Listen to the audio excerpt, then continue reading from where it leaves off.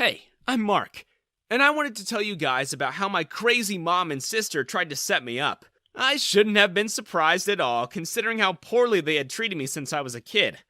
You see, my mom was desperate to make my sister Joy a star. She was enrolled in every sort of class you could think of to make her the ultimate entertainer. I, on the other hand, was a bit of a klutz. Mom would say I was too gangly and uncoordinated to do anything of worth. My only responsibility was to stay far away from Joy, so that no one knew I was her brother. Seriously. I was dropped off blocks away from school and made to walk the rest of the way so I wouldn't get out of the same car as Joy.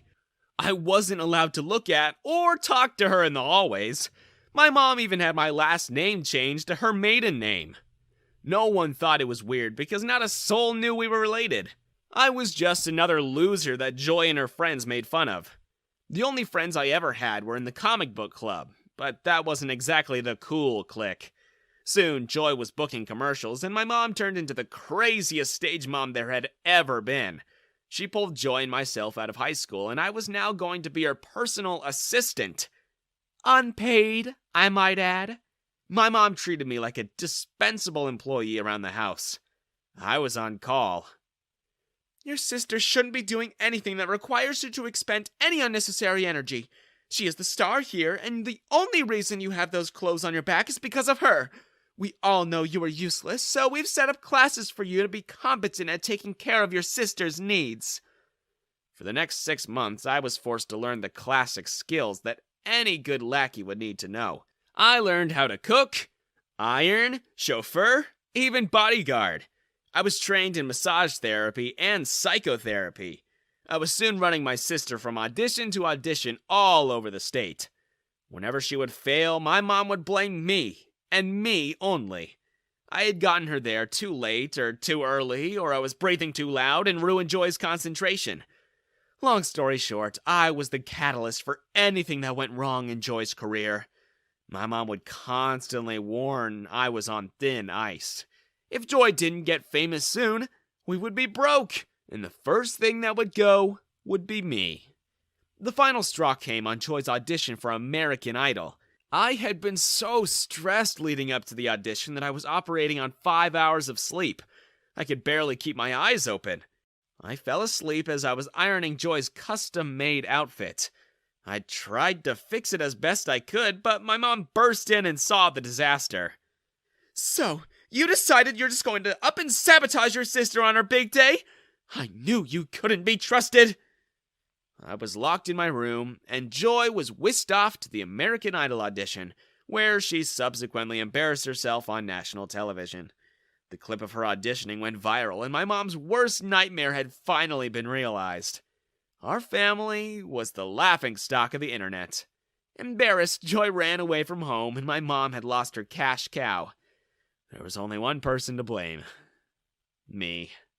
My mom made an itemized list of all the costs I had incurred for the family, along with the lost future earnings from Joy.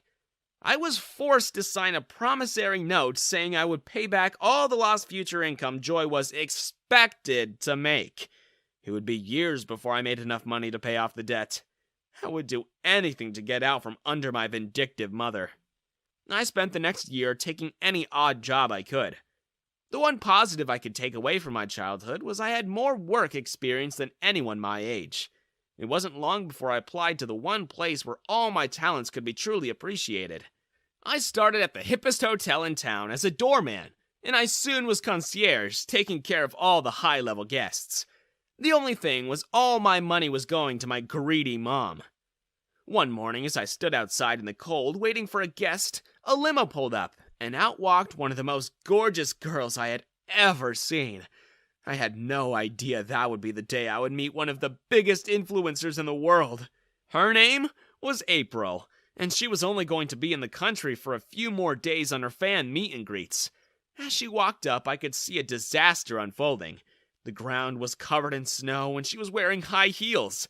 I saw her slip before anyone else, and I leapt into action, grabbing her right before she hit the ground. From that moment on, we were in love. Despite being a worldwide star, April was one of the most down-to-earth girls I had ever met. She was a beauty streamer, and only became famous accidentally after her videos were accidentally uploaded. From that point on, she had millions of followers and a burgeoning makeup empire. What she really dreamed about was living a quiet life away from the spotlight. But there were so many people in her entourage who relied on her continuing success. Seeing how my sister Joy was pushed in the same way, I could totally relate to the struggle. That summer, April made a proposal. "Why don't you come on the road with me and the other vloggers? You're pretty much a jack of all trades, and the girls always need someone to keep them in line. Plus, you and I can spend time together." That day, I quit the hotel and agreed to manage April and 10 of her most talented influencer friends. Before I knew it, I was in Japan, Europe, South America, surrounded by the most beautiful and talented women in the world. And to top it off, one of them was my girlfriend. Everything was perfect. I was always in the background my whole life, which made the next few weeks after we arrived back from Europe some of the craziest days of my life. Slowly, pictures began to appear online of me next to April on the beach in Europe. Everyone wanted to know who the mystery man was, and soon I was the biggest mystery on the internet. As I watched the latest gossip news, I saw a face I hadn't seen, and certainly hadn't wanted to see for years. My mom was going on every outlet she could trying to make money off of my name. She claimed that I was her favorite child and she knew April for many years. I couldn't believe what she was telling to these news outlets. "I'm not surprised April would want to date someone like my son. I taught him everything he knows. I also had a very talented daughter. If you like, I could sell you guys some of her old videos for a reasonable price." How long have these two been an exclusive item?" "Mark was always a ladies' man, but he and April have known each other for years. She's practically a daughter to me. I just hope Mark doesn't break her heart like he did with all those other girls. April, if you ever want to talk, please know I'm here, sweetie." I was being railroaded in front of millions of people by a woman who never cared about me. Not only that, but April was starting to question who I really was. I always kept my past well away from April, considering for the first 18 years of my life, I was basically a servant. Now, she was wondering if I was a womanizer those first few years of my life. April soon asked for some space to figure things out. I left her mansion and found a small apartment in the grimiest part of town. The least I could do was give her some time to find out I wasn't the man my mother said I was. I kept myself locked in my damp, dark apartment for months, waiting for a call from April that never came. One day, I had a knock on my door, and when I opened it, there stood my sister Joy. She looked completely different, and it wasn't hard to tell the years we had been apart had been beyond rough for her. She was crying and could barely get out what she was trying to say. "I was so terrible to you, Mark, and I needed to say sorry for treating you like you didn't matter. I was so focused on Mom's dreams for me that I never stopped to think you were the only person who truly supported me. Can you ever forgive me?" I knew Joy and I were both victims of our cruel mother. It wasn't her fault she was driven to be a child star. I couldn't blame her for how terribly she treated me when we were just children. I agreed to let her stay with me until she could get on her feet.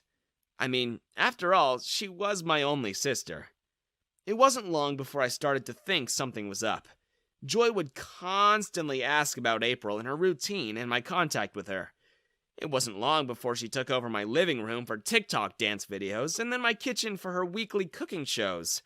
I was slowly starting to fall back into my old assistant ways. Joy was once again the star.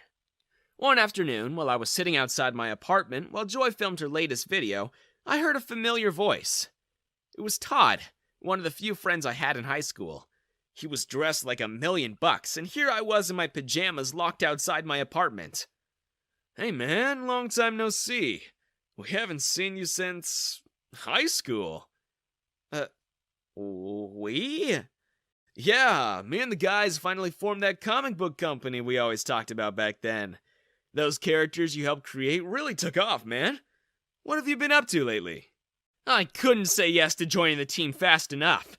I had finally found something that I was passionate about, and more importantly, I had found something that was fully mine.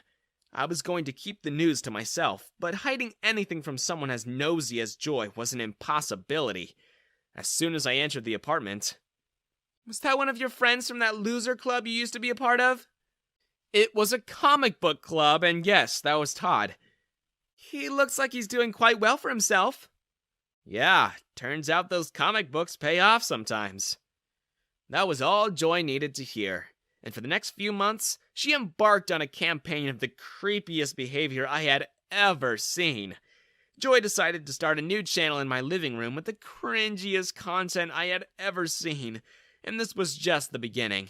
She began to wear skimpier and skimpier outfits around the house, and every interaction we had seemed like it was part of an elaborate charade. "Oh, baby brother, did you need the bathroom? I can't believe you would burst in on me like that." Well, this is my house, Joy, and I did knock about 10 times, and got no response. Also, why are there so many cameras set up all over the house? "I'm trying to give my fans' family a snapshot into my life, Mark." I couldn't bring myself to say that I felt like I barely even knew Joy. For the first 20 years of my life, I was basically her employee. These random displays of affection made no sense to me, until I once again became a viral sensation. This time, it was for all the wrong reasons. I met up with Todd and the guys for the next couple of weeks, and I finally felt like my own person again. Our new comic was a hit, and the money was rolling in. I even had a like from April on our Instagram posts. Reconciliation between me and April was in the air, until my mom and sister tried to stop me again. One morning, I woke up to Todd banging on my door. Our comic was on the verge of being canceled, and it was all my fault. Apparently, Joy and my mother had set me up. Turns out all the cameras around my house were set up to make me look like a creep, making me look like I'm crushing on my sister. All the clips were edited and put onto YouTube, and before long, I was public enemy number 1. It wasn't long before Joy and my mom were trying to shop their sob story to every news outlet that would listen. I resigned my position in the comic book company, and I put to the side any hope of getting back with April. I was a social pariah. One day, as I hid from the world in my apartment, Joy and my mom came by with a proposal. "We're willing to let this whole thing blow over if you sign over half of all the profits you make from your little comic book. We also want Joy in April's inner circle." There's no way she would talk to me after what you guys did. Everyone thinks I'm a creep who spies on his own sister. "Mom and I have plenty of videos making you look even worse. So you better figure out how to get me on April's level before we really force you to go into hiding." I had no choice but to contact April. To my surprise, she actually believed me, but told me it would be career-ending to be anywhere near me or my toxic family. Just then, I had an idea. I was going to use my sister's narcissism to orchestrate her downfall. I asked April to trust me, and being the kind soul she was, she agreed. I got April to agree to take my sister in, under a group of influencers. What I really needed was someone to keep an eye on her while I worked on my new plan. For weeks, I worked on a new comic that was based on my very unique experiences. I came to my old comic buddies and explained the dilemma I was in. I told them the idea I had for a new comic that they could release. The main characters were a mom and daughter duo who would do anything to get famous. I hid my involvement by writing under a pen name, and I was surprised to find my stories were a hit. As Joy became more popular, her followers began to notice hints that the main characters in my stories bore a striking resemblance to their new favorite influencer. Everything was fully confirmed when April secretly recorded a frustrated Joy admitting she blackmailed me into making her famous. It was long before the canceller became the cancelled. And now I'm back with April. But this time I decided to take more of a background role. The guys put me in charge of the business side of our new comic book empire, and we're already thinking about making movies with our characters. Last I heard from Joy and my mom, they were trying to make any video they could to get famous. But it's a little difficult to gain followers when everyone knows you're so desperate.